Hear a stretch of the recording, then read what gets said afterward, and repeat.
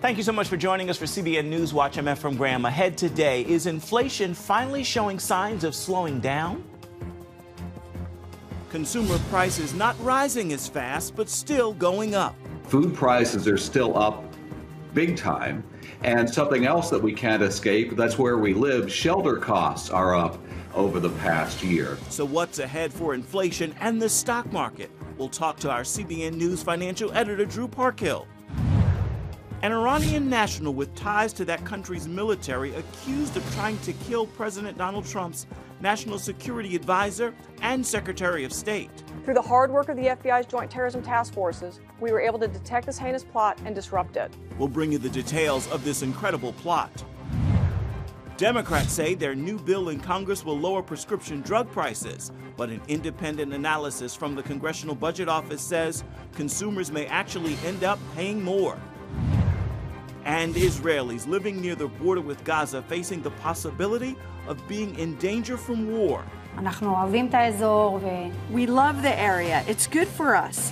But you have this situation. Again, you're under pressure. You're in stress. It's impossible to get used to this situation. Every red alert, you get a cardiac arrest and crazy pressure. How CBN has stepped in to help protect them. All this and more are next. This is CBN NewsWatch. We begin with a seemingly slowing down of inflation, but compared to this time last year, prices are still going up high. The big question, do the latest inflation numbers mean we are out of the woods? CBN's Brody Carter has our report.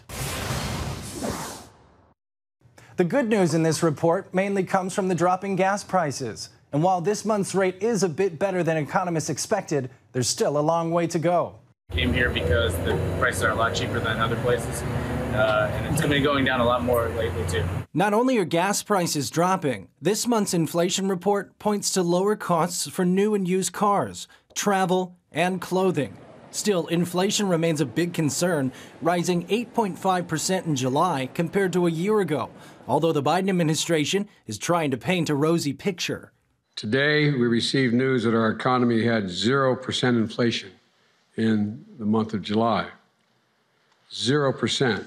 While the price of some things went up last month, the price of other things went down by the same amount. The result, zero inflation last month. Politicians do politics. What we do is economic analysis here. Senior economic analyst Mark Hamrick with Bankrate. Excluding food and energy, up 5.9% from a year ago. So we're coming down in these headline numbers, but we're not at zero with respect to where we are year to date or over the past year. Biden's touting the 0% number deals with what's known as the core inflation, one of several lenses used to view the economy. It removes food and energy prices, which can often be more volatile. Food prices are still up big time. And something else that we can't escape, that's where we live, shelter costs are up over the past year. Food prices hit highs not seen since the 1970s. The bill at a restaurant rose 0.7% over last month, and grocery store prices rose 1.3%. Eggs alone jumping 47%. After months of turmoil, the best economic news remains in the labor market. I think between the good news we've had on the job market, meaning that we're still hiring a lot of people, the unemployment rate matching a 50-year low at 3.5%, and inflation may have peaked, but we don't have full confirmation on that because we still need several more months worth of data. There's reason for hope there, and any form of relief for our pocketbooks and our purses, our bank accounts, I think that's welcome news. And like we said, that relief on your bank account is most notable at the pump. AAA reports the national average for a gallon of gas is down about 70 cents from just a month ago. Brody Carter, CBN News. And CBN News financial editor Drew Money Parkhill is joining us now with more to dive into this and explain it. So gas prices going down, finally below $4. Why are they dropping? First of all, I have to come up with a nickname for you. Since you call me Drew Money. Okay. All right, and it's coming. Okay. Gas prices are dropping for a couple of reasons. Number one, there's a big fear of an economic slowdown. We may be in a recession now, despite what the Biden administration says. We've had preliminary estimates of 2 negative quarters of gross domestic product, in other words, the growth of the economy. And usually, in fact, invariably, that means that we're in a recession, regardless of what they say. So there's a thing, Ephraim, called demand destruction. In other words, there's less demand for something, like if the price gets too high, and when gasoline is like $5 plus a gallon across the country for 89, $4 something for 87, and so on and so forth, higher in some places, people just don't drive as much. I know I didn't, and I know a lot of other people didn't. So you have a combination of a slowdown of the economy, people just not willing to spend as much, and the global economy slowing down, like China, for instance, there's a slowdown there. So the price of oil is going to come down. Plus, there's probably less fear of something major happening after Russia went into Ukraine. So there's a combination of factors, but that's a key issue. Gotcha. Have we seen the peak in inflation? Very good chance we have in terms of the consumer price index. Now, if there's a major storm in the Atlantic that knocks out refinery capacity or something, yeah, things could go up. Gasoline could go up again for a while. But in terms of prices are still going up. Let's not make any mistake about that. Prices are still going up, just not as fast. But we may well have seen the worst of the consumer price index. Now, we're all hearing about the Inflation Reduction Act that's about to be passed by Democrats. Will it really reduce inflation? No. The Wharton School at the University of Pennsylvania said it had basically 0%, and even to the impact on inflation, and even to the extent that it does, that was supposed to be years down the road. So by then, of course, everybody will have forgotten about it. In the short term, it might drive inflation up, but it doesn't really make that much of a difference now. Final question for you. What about the stock market? The Dow was up 535 points yesterday. Will the rally continue? Yes. Okay. Yes. This is very important. We are right now Dow 33,300 as of the close yesterday. Within 10 years or so, the Dow will triple. We will be at 100,000 within 10 years or so. 100,000. Write it down, folks. Take it to the bank. It's going to happen. Okay? That's normal. A normal bull market for the second half of this decade. The economy is going to be strong. It may be not great in terms of year-over-year growth, but the Dow will go to 100,000, and it will even go higher than that in the years later on. All right. Good news there. Thank you so much. Much appreciated, as always. An Iranian national with ties to that country's military is accused of attempting to assassinate former high-ranking United States government officials. The FBI says the murder-for-hire plot involved killing former President Donald Trump's national security advisor, John Bolton, and Secretary of State Mike Pompeo. George Thomas has the details of this foiled plot. In October 2021, Shahram Poursavi, a member of Iran's elite Revolutionary Guard, reportedly offered an FBI informant $300,000 to eliminate John Bolton, who had served as national security advisor to former President Donald Trump. The facts we allege are clear and chilling. According to the Department of Justice, the 45-year-old Iranian operative from Tehran had his agents conduct surveillance on Mr. Bolton's office and residence. Court documents say Poursavi didn't care how Bolton was killed, but that his group would need video proof of the target's death. Through the hard work of the FBI's Joint Terrorism Task Forces, we were able to detect this heinous plot and disrupt it. Poursavi, who never visited the United States, reportedly offered the informant another $1 million if they would carry out an additional hit on another top Trump administration official. The Wall Street Journal says the intended target was former Secretary of State Mike Pompeo. This is an especially appalling example of the government of Iran perpetrating egregious acts of transnational violence in violation of U.S. laws and our national sovereignty. According to the DOJ, the alleged murder-for-hire plot was likely retaliation for the 2020 U.S. drone strike that killed the head of Iran's elite Quds Force, General Qassem Soleimani. We face a rising threat from authoritarian regimes who seek to reach beyond their own borders to commit acts of repression, including inside the United States. I could say I'm not the only one that the Ayatollahs in Tehran are trying to assassinate. So this is the kind of government we have in Iran. Bolton says the plot, which began a year after Soleimani's death, shows just how dangerous Iran is. This is a murderous, lying regime. It's an enemy of the United States, and we need to treat it that way. Poursavi, who remains at large abroad, is now wanted by the FBI on charges related to the transnational murder plot. If convicted, he faces up to 10 years in prison. The Biden administration says the plot will not keep them from negotiating with Iran to restore the 2015 nuclear deal. U.S. and European officials say that a final draft is in place and they're waiting for Iran's decision. George Thomas, CBN News. A Texas megachurch has voted to disassociate itself from the United Methodist Church because of its ongoing battle over homosexuality. The Woodlands Methodist Church, which has about 14,200 members, voted Sunday to leave the church's Texas annual conference. That report from the Christian Post, which also says that more than 200 churches in Texas are considering disaffiliating themselves from the mainline denomination. In a video, Woodlands Methodist senior pastor Mark Sorensen said, "With this vote, we are preserving the ministry that we know and love." Coming up, Senate Democrats claim their new tax and spending bill will mean lower prices on prescription drugs. But the Congressional Budget Office and conservative critics disagree. We're going to take a look at what their new plan could mean for those drug prices when we come back.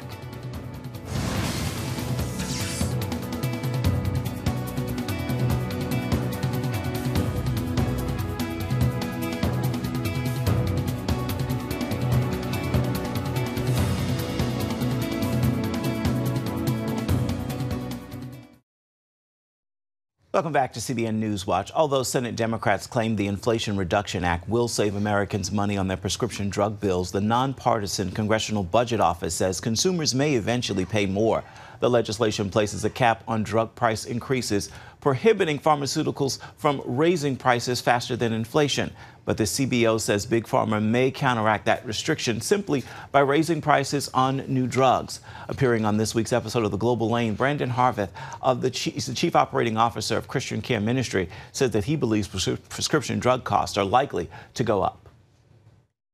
I don't think there's any doubt it's going to raise them. And I'll just say again, the economic pressure and prices, whether it's at the grocery store, at the gas pump, it just doesn't seem to stop. I've got 7 kids. I know it very well. But this issue of cost for medication is a lot like the challenges we face with the cost of medical bills. There are so many factors that drive the cost of prescription medications. But I'll just start by saying that handing the keys over to HHS or to CMS to effectively legislate the price of drugs is just simply not the answer. In fact, it will ultimately cause price to go up. Well, it seems when government gets involved, that's what happens. One part of the new law allows for Medicare to negotiate certain drug prices directly with the pharmaceutical companies, and the CBO says that may also increase prices slightly in the long run. So what about that one? Yeah, I think, Gary, the short answer is I can't think of a single example where government's involvement helps reduce the cost in the general marketplace. You know, I had the privilege of leading a hospital system for a while, and I'll just say, why do you think it costs my former hospital system 10 times the amount to replace a simple light bulb than it does for you in your kitchen at home? And the short answer is regulation. Prices don't go down with regulation, they go up. And so regulation for, by the way, from non-elected agencies, it creates just an impossible environment for businesses to thrive in. And then when the price gets untenable, this happens. Those same agencies simply seek to regulate the price itself. And here's the biggest concern. This is a recipe for government takeover, since no business in those conditions I just described could technically survive in that structure. So I see it as nothing more than a Trojan horse, frankly, for single payer. Well, I was going to say, it seems like single payer is coming. Brandon, I don't know about you, but one of the chief complaints I hear people make about prescription drugs is the cost of new drugs. Now, a doctor may prescribe a new drug that may actually help treat their symptoms or their illness. The price is astronomical, and then the insurance company rejects it because of that. So explain for us why new drugs are so costly. What can be done about that? Yeah, well, we should back up and talk reform, because when you say new drugs, this is a pretty complicated topic to begin with. And too many drugs right now end up in this evergreen patent cycle. All right, so we should back up and discuss some of these challenges in the patent cycle itself. Pharma companies are abusing the system. It ultimately cuts out competition and drives up the price. So to be clear, innovators, and I do believe this in the environment we live in, and certainly in a free market, innovators should be rewarded. But most people don't realize that the majority of new drugs or new patents for drugs aren't actually new drugs at all. Rather, they're existing drugs. They're just tweaking them over and over ever so slightly to keep their patent rolling, artificially, by the way, to cut out competition. You know, as an example, I'll just say research shows from the FDA's own records, 75% of patents from 2005 to 15 were actually all for existing drugs. And why is it then that some prescription drugs, let's say those that may cost $100 here in the USA, can be purchased in some countries overseas for, say, $5? Is it simply because, I just want to know, is it because Big Pharma knows that Americans can afford to pay more? Why that disparity in pricing? Yes, it's another important point of reform that's really just needed, where, frankly, Americans need to vote with their feet. You know, don't let drug manufacturers negotiate lower prices internationally and then stick Americans with the bill for innovation. This happens all the time. They charge what they can get for it. The global market is complex. To be fair, there are market forces that grant some governments just better buying power, but there are also a large number of regulatory issues at play here that just artificially keep the prices higher domestically than they should be naturally. You might, even say, and maybe blame it on Americans and say, we're over-consuming drugs. But at the end of the day, Americans aren't necessarily over-consuming compared to other countries. Studies have shown this, but we do end up paying nearly twice as much because of regulation. Finally, many people believe that government intervention often makes matters worse. We've discussed that. So what can individuals do to reduce their drug costs? Yeah, well, Gary, I would just offer there are so many wonderful charitable discount programs out there. I don't want to disparage them in any way. I think they're incredibly awesome, and I would encourage all of your listeners, all of your viewers to check them out. Practical solutions, by the way. In fact, here at MediShare, we offer a number of solutions like that for our members, including a similar drug discount program. But you have to ask, why is that even necessary? And so I would encourage viewers to vote with their feet, right? Find ways to get those legislators to be held accountable for the regulation that, frankly, is just making pricing worse. Okay, Brandon Harvath, COO of Christian Care Ministries, which operates MediShare. Thank you, Brandon. We appreciate you providing those insights. Thank you, Gary. Also on tonight's Global Lane, an Islamic history expert explains why Iranian threats to annihilate New York City should come as no surprise, and some biblical advice on overcoming adversity. You can see those stories and more on the Global Lane. It begins at 8:30 Eastern. You can find it on the CBN News Channel or on the CBN News app. Still ahead, how CBN is helping Israel to protect Jewish communities from deadly attacks during warfare. We're going to bring you that story. It's coming up right after this. Israel's recent fighting with the Palestinian Islamic Jihad in Gaza highlighted the risk to Jewish communities. CBN's Julie Stahl shows us how one family in her community feels safer thanks to help from CBN Israel. Galit Kadosh and her family live on Moshav Yesha, one of many Israeli communities not far from the Gaza border. When a rocket is fired and red alert sounds, they usually have about 15 seconds to run to their in-home bomb shelter. During the last conflict, Galit heard the explosion only 6 seconds after the alarm. We love the area. It's good for us. But you have this situation. Again, you're under pressure. You're in stress. It's impossible to get used to this situation. Every red alert, you get a cardiac arrest and crazy pressure. Her daughter Ella saw her 11th birthday party canceled last week due to the lockdown. It doesn't matter how much you live with this and hide, you are panicked each time, and there's nothing to do about it. I, for example, am very, very sad because I had all sorts of fun things planned to do on that day, and it was all canceled. The stress can be even higher when the alarm sounds and residents are away from home. Daniel Carlson says that's where CBN Israel stepped in to help. Well, I would say that probably the very top priority for any resident of that area is the issue of security.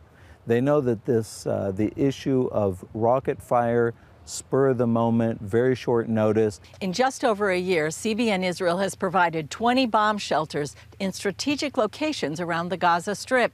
This one is next to a tennis court about 4 miles from the Gaza border. We were able to take bomb shelters and strategically place them near bus stops, kindergartens, community centers, swimming pools, anywhere where people are congregating, and so that so that they can get to a shelter at a moment's notice, because that's the way life is built down there. Galit says the one placed in her community delivers a great benefit. First of all, thank you very much.